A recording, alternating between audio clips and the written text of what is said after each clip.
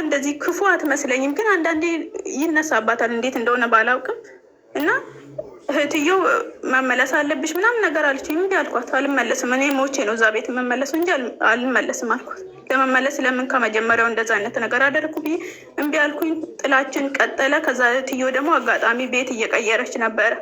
ከዛ ቤት ስትቀይር ሁለተኛውን ቤት እየሄድኩ ግድግዳውን ጭምር ነው በሽቦ ነበረ። ኩሽና እንደዚህም ሴራሚክ አይደል እሱ ዘይት በጣም የተጣበቀበት ነው። እሱም በሽቦ ስታሳጥበኝ በቃ 2 ሳምንት ሙሉ አሸችኝቷ ማለት ነው። በእርግጥ ፈልጋ አይደለም፣ ግን ያው ሰራተኛ ስላልነበራት ቤት ስለምትቀይር ነው።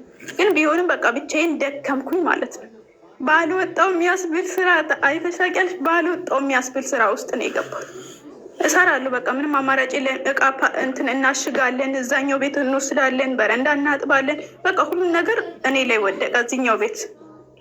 ከዛ 2 ሳምንት ምናምን ሰራውና ልክ 2 ሳምንት ሊያልፍ አካባቢ ምግብ መብላት ጀምሬያለሁ እህቷ ቤት ከመጣውና ልክ እንደዚህ 2ኛ ሳምንት እንዳለቀ በቃ ደከመኝ።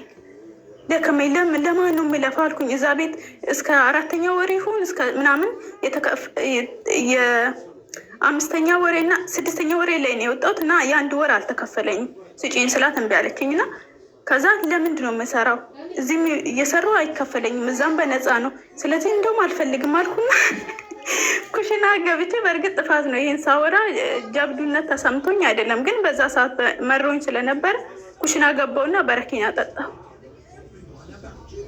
2 ብርጭቆ በረኪና ጠጣ። ከዛ በኋላ ይሁን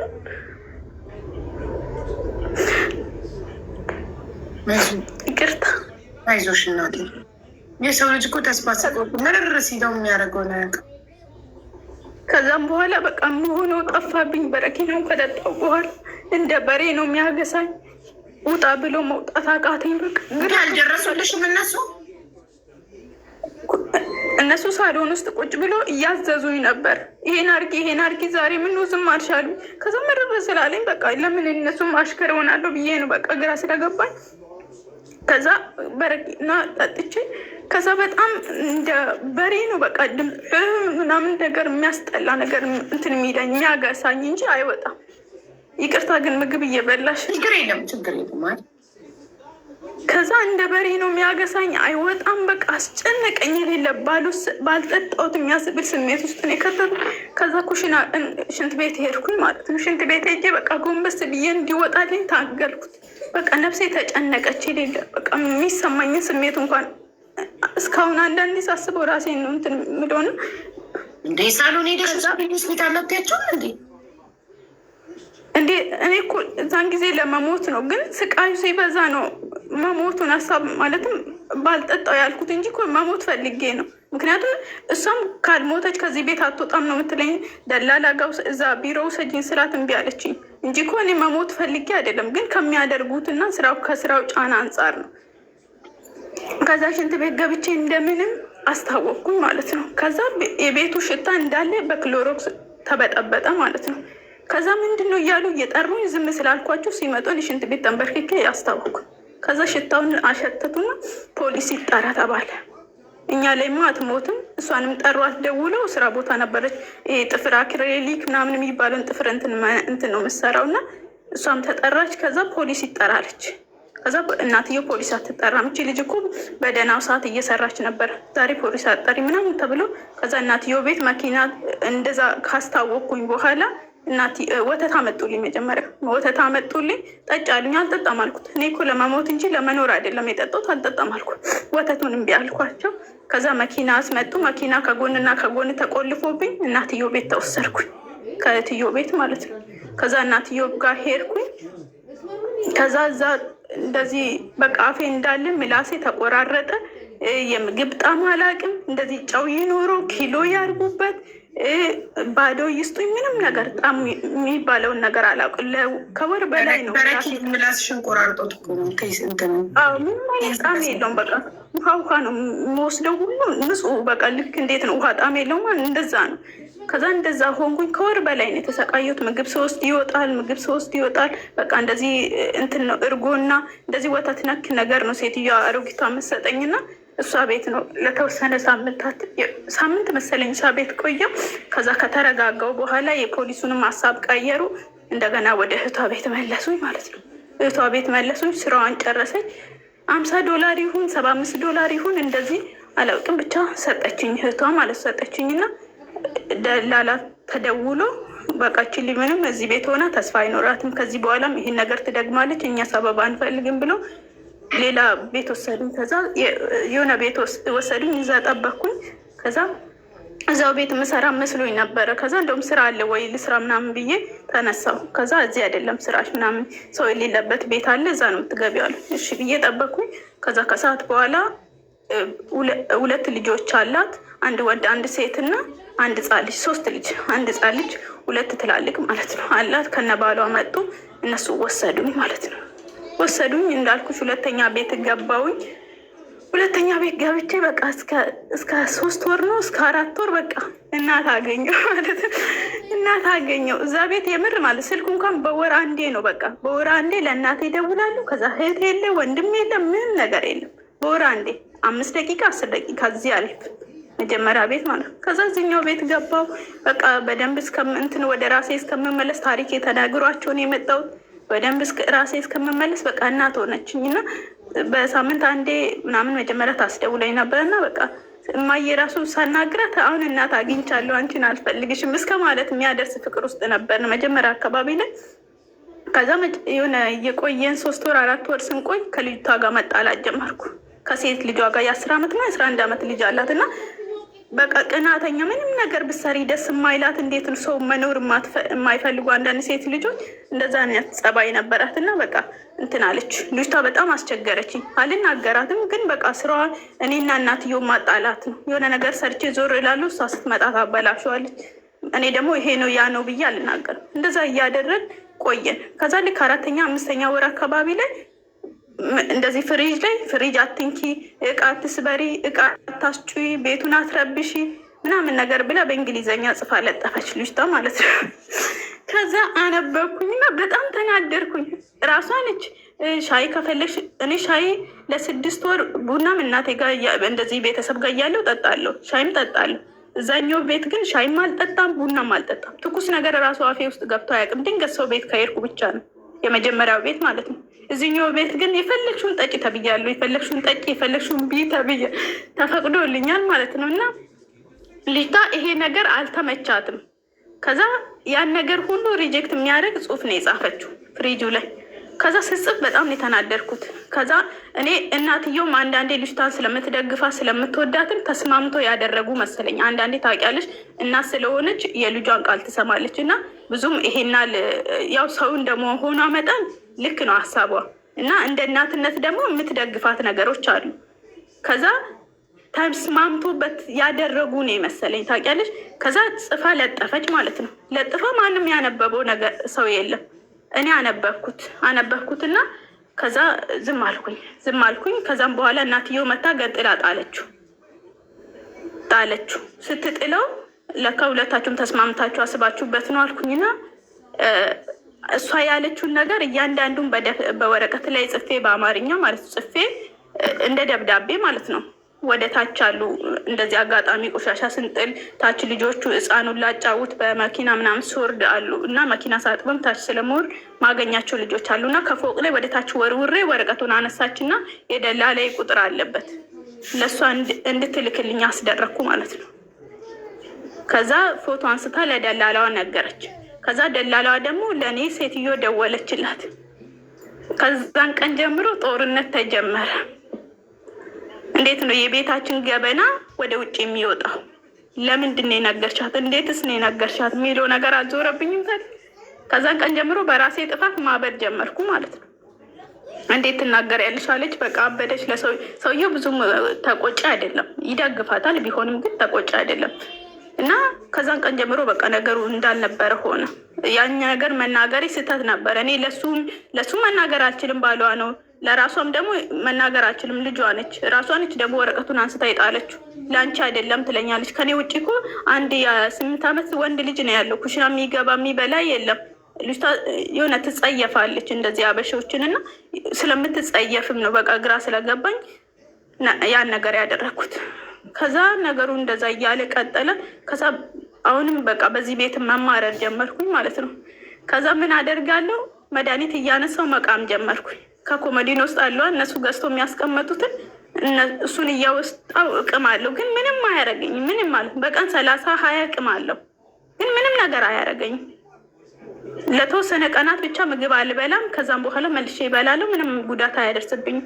በቃ ነገሮች ሁሉ እያስጠሉኝ ነው የመጡት። ታውቂያለሽ ብዙ የሚያማርር ነገር እዚህ ቤት አልነበረም መጀመሪያ ላይ። ግን ከዛ ያን ነገር ካደረግኩ በኋላ ግን ሴትዮዋ ለኔ ያላት ነገር ተቀየረ። የቤቴን ገበና ወጣሻለች። ብዙ ነገር ብቻ ተፈጠረ። ከዛ የሆነ ነገር ጥፋት ሳጠፋ ቀጥታ ነው ለሱ ተናግራ እንዲመታኝ የምታስገድደው። እሱ ግን አይመታኝም። ያው ትነግረዋለች እንጂ አይመታኝም። እሷ እኮ ረዳታችን ነች ምን አደረገች ነው የሚለው። ልጆቹ የሆነ ነገር ያጠፉና ከዛ ይሄን እኮ እንደዚህ ያላደረገች ማስተካከል ዞር ብዬ እነሱ ያበላሹና እንደዚህ ነው በቃ በእንደዛ አይነት እንትናል። ከዛ ይሄ ነገር ተደጋገመና በዛው ድግግሞሽ ውስጥ በቃ ቀኑ አላልቅ አለ። ውጭ ቁጭ እላለሁ። ምግብ ስትሰራ ከቤት ታባረረኛለች። በረንዳ ላይ ነው የምቀመጠው። ብርድ ይመታኛል። ልፋስ፣ ቅዝቃዜ ሰዓት ቅዝቃዜ፣ በሙቀት ሰዓት ሙቀት፣ ኤሲ ውስጥ ሲበራ ደግሞ ወደ ውጭ የሚተፋው አየር አለ። እሱ ሁሉ ነው የሚወርድብኝና አለቅሳለሁ። ሁል ጊዜ በቃ ማልቀስ ጀመርኩ። ከቤት ውጭ ከኩሽና ትለኛለች። ቲቪ ሳይ ቲቪ ታጠፋብኛለች። እንደዛ እያደረግን እንቀጣል። ከዛ በቃ 1 አመት ከ6 ወር ነው እሷ ቤት የቆየው። ከ6 ወር ነው ከ5 ወር ነው የቀኘው። ይሄ ሁሉ በቃ የስቃይ ጊዜ ነበረ። ከዛ 4 ወር ውጭ ማለት ነው 1 አመት ከ2 ወር አካባቢ በቃ የስቃይ ጊዜ በይ። እንደዛ እየተባለ ቆየን። ያው ኮንትራት ከአንዱ ቤት አንዱ ቤት ሲሆን እንደ አዲስ ነው የሚጀምረው። ግን እዛ ቤት ውስጥ ሰውየው ከእሷ ጋር ያለኝን ነገር አይቶ ወረቀት ሊያሰራልኝ ፈለገ ማለት ነው በመጨረሻው አካባቢ። እና የሚበላው እንኳን ምግብ ማለት ነው እንደዚህ የ6 ቀን የ3 ቀን የ4 ቀን በቃ ፍሪጅ ውስጥ ተርፎ የምታስቀምጠው ነገር በማግስቱ በ3ኛው ቀን እስከሚያልቅ ከፍሪጅ እስከሚያልቅ እሱ ነው የምሰጥ። አሙቃ እንኳን አይደለም እግዚአብሔር በሚያየው የምሰጠኝና የቀዘቀዘ ለበንና ሩዝ ብቻ ነው የምበላው እዛ ቤት። እና እንደዚህ ትራፊ የሆነው ምግብ እንደዚህ ኬክ ምግብ የትኛውን ምግብ ቆሻሻ ውስጥ የተጣለ እኔ አልጥልም። በፌስታል ነው የሚደፋው። አውጥቼ ነው የምበላው። እግዚአብሔር በሚያውቀው ማለት ነው አውጥቼ እበላለሁ። አልጸየፍም ምንም ነገር። ምክንያቱም መብላት ስለምፈልግ ትንሽም ትስጠኝ። በእርግጥ አሰጥም አይደለም ትሰጠኛለች። ግን ውስጤ ካልጠገበ የደፋችሁ ምግብ ካለ አውጥቼ እበለዋለሁ። በእንደዚህ በፌስታል ነው የሚጣራ። ሀራም ነው እንደዚህ አትቀላቂው ስለምትል እኔ ደግሞ እንደዚህ ንጹህ ፌስታል ላይ ገለብጦና ከዛ እሱን አውጥቼ ይበላል። ምንም ነገር አልሆንም። አያመኝ ምን አያደርገኝ። በቃ ብስጭት ንዴት ምናምን አለ እንጂ ውሃ እንኳን የምጠጣውን የምትቆጥርልኝ ሴትዮ ነች። ከዛም በኋላ ማለት ውሃ ለምንድን ያለቀው ምናምን ትላለች። የሚመጣው 10 ሊትር ነው። በማግስቱ ሲያልቅ ምናምን ውሃ እኮ አለቀ ለምንድን ያለቀው? እኔ ምን አውቃለሁ? እኔ እኮ ብዙ አልጠጣም እላታለሁ። ግን ሲርበኝም የምጠጣው ውሃ ነው። ምክንያቱም በነፃነት ማገኘው ውሃውን ብቻ ስለሆነ ማለት ነው። ከዛ በቃ ሩዙ ስሰጠኝ ለሰውየው አንዳንዴ ይናገራለሁ። ይኸው እንደዚህ እያደረገችኝ ነው፣ በኋላ እኔ ጥፋተኛ እንዳታረገኝ እላለሁ። ቲቪ ስዘጋብኝ ለምን ቲቪ ተዘጋ ብሎ ይመጣል። እኔ ምን አውቃለሁ? እኔ አልዘጋሁትም እላለሁ። ከዛ መልሶ ያበራል። ከዛ እሷ ትመጣና ትዘጋለች። ከዛ ምግብ ለመስራት ትገባለች። ውጪ ከኩሽና ትለኛለች። ምግብ ድንገት እኔ ከሰራው ማንም አይበላም። ማለትም አንዳንዴ ከቤት ስትወጣ ለልጆቹ ተብሎ ይሰራል። እሱ እንዲበላ አትፈልግም። በቃ እንደዛ እያደረገች ቀጠለች። ልክ 2 አመቴን 1 ቀን 2 ቀን ምናምን ሲቀረው በጣም ነበረ ተሰምቶኝ፣ ጌታ ሆይ ከዚህ በኋላ 6 ወር ነው ምናምን እንዴት ነው የሚጨርሰው ብዬ በጣም እያለቀስኩኝ፣ በቃ እግዚአብሔርን እንደ ሰው ነው ማናግረው። ለምን እንደዚህ ይሆናል? ለምን እንደዚህ ታደርገኛለህ? እኔ እኮ መስራት ነው የፈለግኩት። እኔ እኮ በቃ ከልጅነቴ ጀምሮ ያለውን እሱ እንደማያይ ነገር እያደረግኩ እኔ እየነገርኩት ለምን እንደዚህ ይሆናል? እኔ እኮ ተጫውቼ አላደግኩም። በቃ እንደዛ እያልኩኝ ከእግዚአብሔር ጋር አወራለሁ።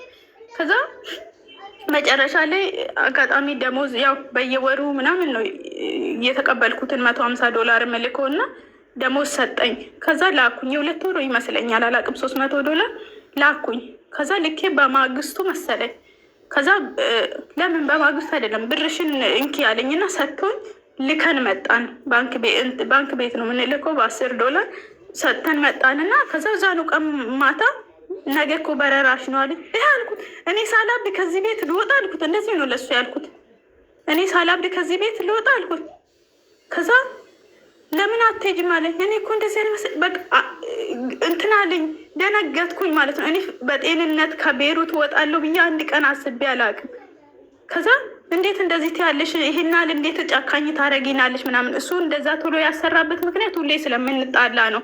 እና አንዳንዴ ሌላ ሀገር ሳውዲ አረቢያ ምናምን እየሄደ እንትን ይሄ ቤት ዲዛይነር ነው እና ይሰራል። እዛ ቆይቼ ከመጣው ይጣላሉ ብሎ ስለሚያስብ ይመስለኛል። ብዙ ጊዜ ነግረዋለሁ። እኔ አልደብቅም። እንደዚህ የምታደርገኝ እሱም ያያቸው ነገሮች አሉ። ከሱ ጀርባ የምታደርገኝ ነገር አለ እና ነግረዋለሁ። እና ትንሽ እንትን የሚልልኝ የሚከላከልልኝም እሱ ስለሆነ ማለት ነው። ልጆቹ ራሱ እንደዚህ የማይሆን ንግግር ሲናገሩኝ ይቆጣቸዋል እና አሰራልኝ። እንደዛ ሲለኝ በቃ ብሬ ይውጣ ከባንኩ አልኩት። ከዛ ሄደን አወጣን። 10 ብር ተቀንሶ አወጣው። በእጄ መያዝ ስለነበረብኝ ማለት ነው። ልብስ የለ ምን የለ። በ2 ዓመቴ በሄድኩበት በ2 ዓመቴ በ10 ኪሎ ሻንጣ ወደ ሀገሬ ተሳፈርኩኝ ማለት ነው። ወደ ሀገሬ ተሳፈርኩኝ። ወደ ሀገሬ ስሳፈር በየወሩ ነበር እናቴን የማናግረው። ከዛ ውጭ የማናግረው ሰው የለም። ወደ ሀገር ያሳፈሩኝ። ከዛ ማቆ ልጅ ነበረ። ደወልኩና እኔ ለእናቴ ያልተናገርኩም ባዶ እጄ ነኝ፣ ማንም መጥቶ እንዲቀበለኝ አልፈልግም እና እንደዚህ ቦታ ውሰዳኝ አልኩት። ትንሽ ወደ አየር ጤና ቅረብ ያለኝ እሺ ብዬ ከኤርፖርት ብቻዬን መጣሁ። ወረድኩኝ። አየር ጤና ደርሼ ነገር እንትን ደወልኩለት። አየር ጤና ላይ ተገናኘን። ፀጉሬ ምናምን አሰራኝ። ከዛ ልብሴ ምናምን ቀይር ያለኝ ልብስ ቀይሬ ምናምን ብርም እዛው ባንክ ቤት ዘርዝሬ ልብስ ምናምን ቀያይሬ ማታ ላይ በቃ ከመሸ በኋላ ማንም እንዳያየኝ ስለፈለጉ ከመሸ በኋላ 2010 አካባቢ ይመስለኛል እንግዲህ ማርች 3 ከሄድኩ የሚቀጥለው ከ2 ዓመት በኋላ ማለት ነው 2010 አካባቢ ይመስለኛል፣ እርግጠኛ ግን አይደለሁም። እና እንደዛ ማታ አካባቢ ላይ ለእናቴ ተደውሎ ወደ 11 ሰዓት አካባቢ መሰለኝ ለእናቴ ተደወለላት። ነይ ተባለች። ሚካኤል አካባቢ አለም ገና ሚካኤልን ብዙ ሰው ያውቃልና እዛ አካባቢ ላይ ነይ ተብላ እናቴ ብቻዋን እንድትመጣ ተደርጎ መታ ወሰደች። ቤት ገባው ተደብቄ ማለት ነው። በ10 ኪሎ ሻንጣ ማለት ልብስ አልቀየርኩ ምንም አልቀየርኩ፣ እንደዛው መጣ። ከዛ ያው በሰላም መምጣቴን ብዙ ሰዎች ይፈልጉ ስለነበር በቃ ሰላም መምጣቴን ደስ አላቸው። ከዛ ትንሽ ባለችኝ ብር ልብስ ምናምን ቀያይሬ ልብስ ግዢ ሰው ራሱ ምን ይለናል ምናምን ነገር ማያለች። ከዛ ትንሽ ልብስ ገዛውኝ፣ ልብስ ቀያየርኩ። ከዛ እንደገና ያው ትምህርቴን አቋርጬ ስለሄድኩኝ መማር ፈልጌ ነበር፣ ግን አሁንም ምንም የለኝም። አካውንቴ ላይ ራሱ 20 ሺህ ብር የማይሞላ ብር ነው።